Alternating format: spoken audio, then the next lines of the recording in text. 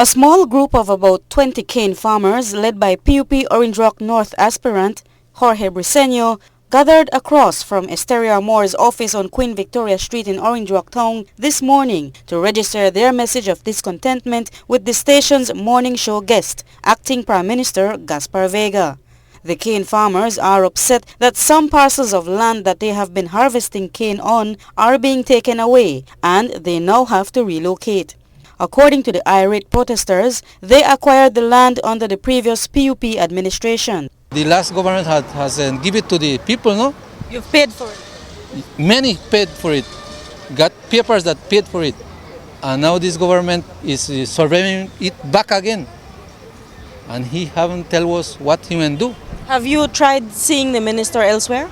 Well, we can't get the minister in our office. Mr. Vega, the minister, signed the purchase agreement accepting that these were legal documents, and also his office accepted payment.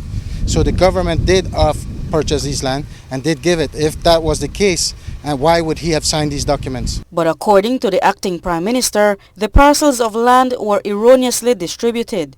He told Love News that the land could not have been parceled out for cane farming because it was private land up until this government took office. They cannot remain on the land.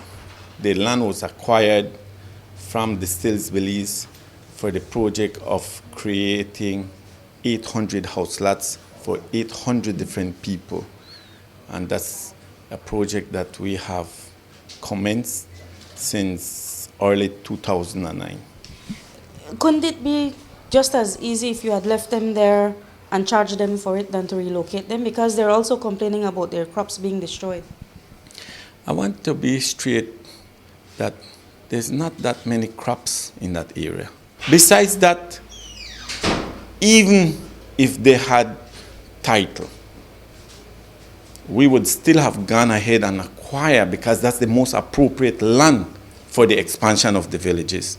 Maybe we would have had to negotiate with them, being the rightful owners. But how could something like this have happened at the Lands Department?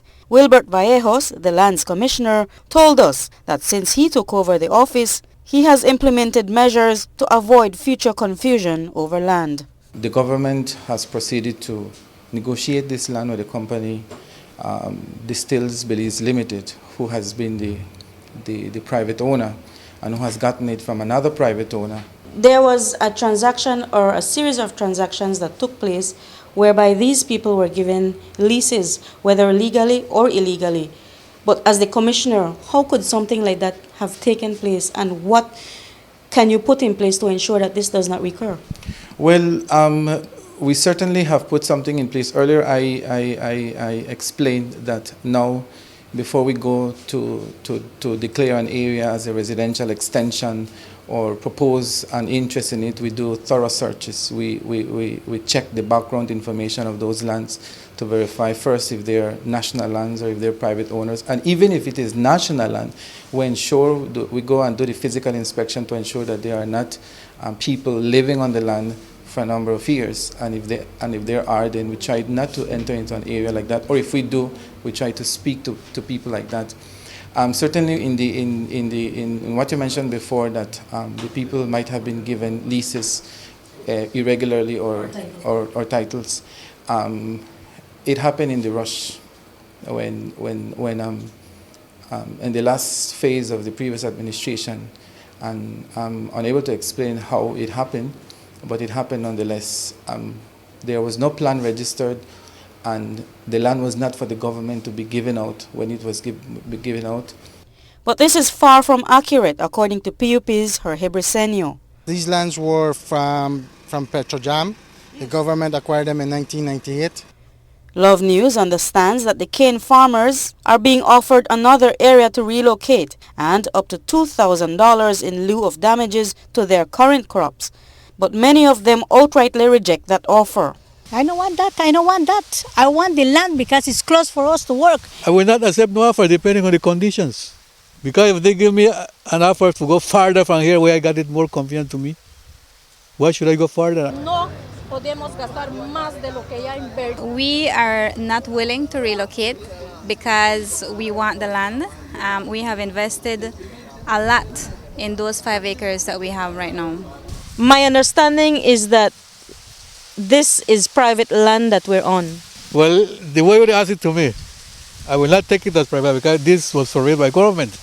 While the gathering was small, those who protested told us that they represented the larger majority of cane farmers who faced the same plight.